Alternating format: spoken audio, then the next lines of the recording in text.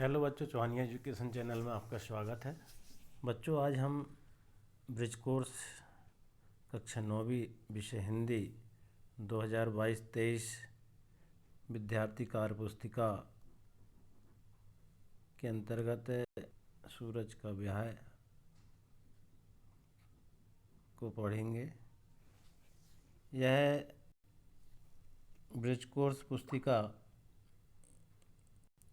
समग्र शिक्षा अभियान, सेकेंडरी एजुकेशन, लोक शिक्षण स्कूल शिक्षा विभाग मध्य प्रदेश द्वारा प्राप्त हुई है। इस ब्रिज कोर्स से आपके अर्ध तिमाही परीक्षा में प्रश्न पूछे जाने हैं, इसलिए आप इस पुस्तिका का अधिक से अधिक करें और इसकी तैयारी करें। बच्चों, हम आज सूरज का ब्याह कविता को पढ़ेंगे और इसमें जो आने वाले प्रश्न हैं उनको भी देखेंगे। तो सूरज का ब्याह कविता। उड़ी एक अफवाह, सूर्य की शादी होने वाली है, वर के मिलन मोर में मोती ऊषा पिरोने वाली है। मोर करेंगे नाच, गीत सुहाग के गाएगी, लता बिटप मंडप बितान से बंधन वार सजाएगी। जीव जंतु भर गए खुशियों से, बन की पांत पांत डोली, इतने में जल के भीतर से एक वृद्ध मछली बोली। सावधान जलचरों, खुशी में सबके साथ नहीं फूलो, ब्याह सूर्य का ठीक मगर तुम इतनी बात नहीं भूलो।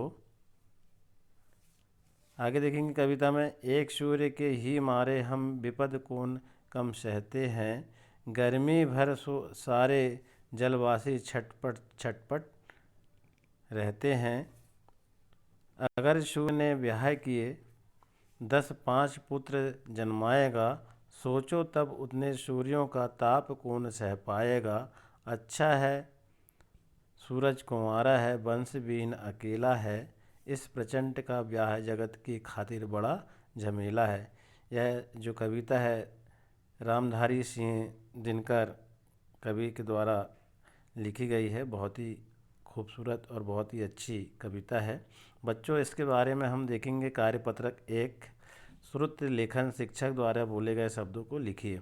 आपके विद्यालय में शिक्षक जो है सूत्र लेखन जो है बोलेंगे और आपको लिखना है, तो इसमें यह कार्य आपके शिक्षक और आपके सहयोग से ये होगा। इसके बाद देखेंगे कार्यपत्रक 2, अपनी पसंद की एक कविता लिखिए।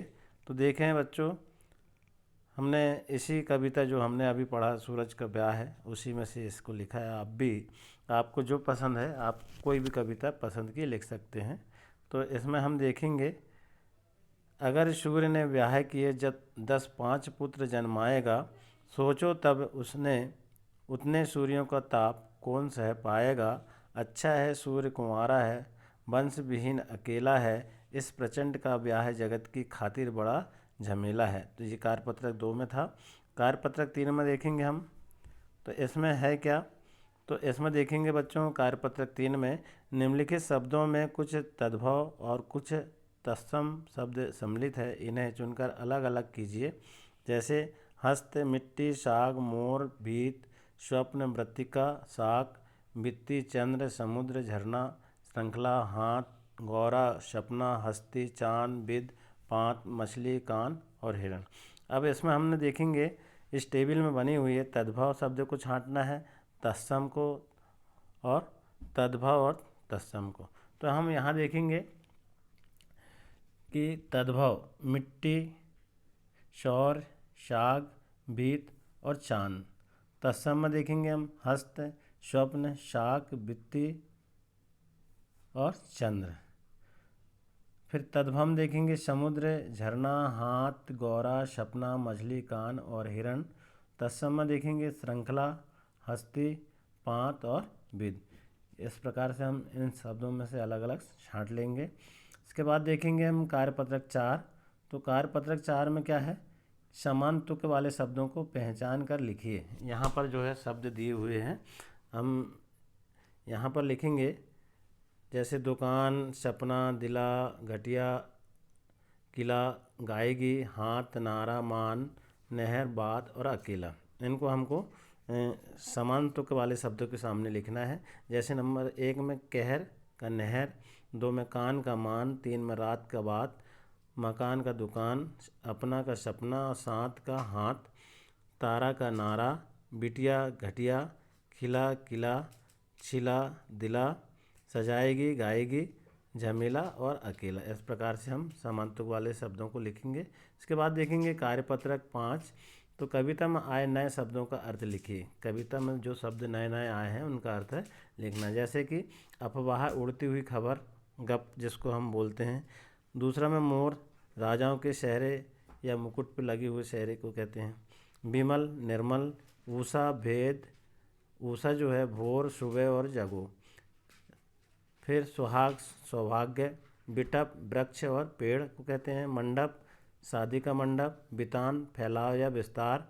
5 जगह जगह रास्ता और वृद्ध, बुढ़ापा। इसके बाद देखेंगे बंधनवार, माला से सजाना, जलचर, जल में रहने वाले। विपद, संकट, मुसीबत, प्रचंड, भीषण, खातिर, के लिए और कारण। कंवारा, कुंवारा, ताप, गर्मी और तापमान, वंशविहीन, संतान बिना और झमेला, झंझट, छटपट, फटाफट और जल्दी जल्दी। इस प्रकार से हम इनके कविता में जो शब्द आए हैं उनका हमने अर्थ लिख दिया है। आप इसे अच्छे से तैयार कर लें। इसके बाद देखेंगे बच्चों हम कार्यपत्रक 6। इसमें जो है निम्नलिखित काव्यांश को पढ़कर नीचे दिए गए प्रश्नों के उत्तर में से सही विकल्प चुनिए। क्या है, कहती सारी दुनिया जिसे किस्मत, नाम है उसका हकीकत में मेहनत। जो रचते हैं खुद अपनी किस्मत वे कहे जाते हैं साहसी, और जो करते हैं ईश्वर से शिकायत वे कहे जाते हैं आलसी। जो रुक गया मिट गया उसका नामो निशा, जो चलता रहा अपनी मंजिल वो पा गया। खुशी के हकदार है वही जिन्होंने दुख को सहा, छोड़ के दामन फूलों का कांटों की राह को चुना। निराशा का अंधकार मिटाकर आशा के दीप जलाओ, छोड़ भाग्य की दुहाई अपनी किस्मत स्वयं बनाओ। ये थी कविता जिसमें जो प्रश्न दिए हुए हैं इसमें से चुनना है और सही लिखना है। प्रश्न 1 इसमें जो तैयार हुआ है, हकीकत में किस्मत किसे कहते हैं। हकीकत में किस्मत किसको कहते हैं। इसके 4 ऑप्शन दिए हुए हैं। का में शहद, खा में रहमत, गा में सहमत और घा में मेहनत। तो इसमें सही आंसर आ जाएगा मेहनत। प्रश्न 2 है, जो अपनी किस्मत रचते हैं उन्हें क्या कहते हैं। तो यहाँ पर भी 4 ऑप्शन है। का में साहसी, खा में आलसी, गा में रचयिता और घा में मेहनती। तो इसका जो सही आंसर है वो साहसी है।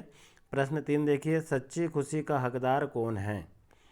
यहाँ पर देखेंगे हम, का में खुशी देने वाला, खा में दुख देने वाला, गा में सुख सहने वाला, घा में दुख सहने वाला। तो सही आंसर इसका जाएगा दुख सहने वाला। फिर इसके बाद प्रश्न 4 है, किसका अंधकार मिटाना है।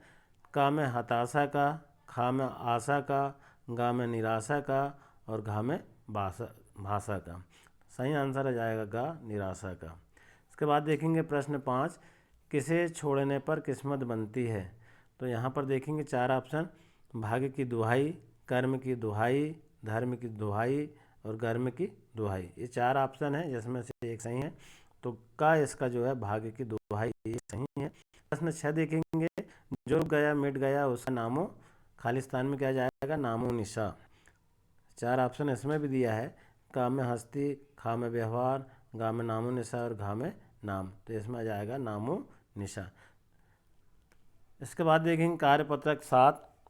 कार्यपत्रक 7 में क्या है, देखें बच्चों, नीचे दिए गए चित्र को देख करके अपने सरल शब्दों में एक अनुच्छेद लिखिए। तो इस चित्र को देखना है और हमको क्या दिखाई दे रहा है, क्या इसमें दिख रहा है वो हमको लिखना है। वैसे तो बहुत में सूक्ष्म रूप से इसको देखना पड़ेगा तब आपको समझ में आएगा। हमें जो समझ में आया हमने इसको अपने शब्दों में एक से लिखा है। तो आप इस अनुच्छेद को या इसे उदाहरण दे करके आप ऐसे ही लिख सकते हैं। एक चिड़िया जो पिंजरे में कैद है, उसे बाहर का जीवन बहुत सुखद लग रहा है। पिंजरे उसे सारी सुविधाएं हैं,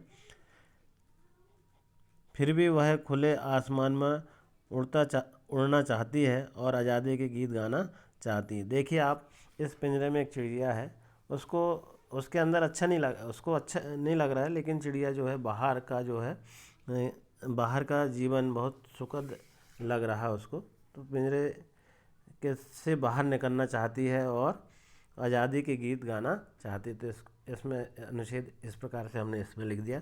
फिर देखेंगे हम कार्यपत्रक 8।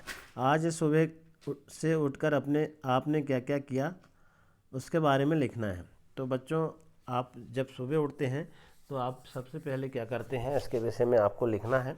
हमने फिर भी आपकी सहायता के लिए इसमें लिखा है। आज सबसे पहले उठकर हमने भगवान को प्रणाम किया और घर के बड़ों को भी प्रणाम किया। फिर सुबह उठकर ब्रश किया, मुंह हाथ धोया। उसके बाद हमारे विद्यालय से मिले गृह कार्य को हल किया। इसके बाद चाय नाश्ता किया।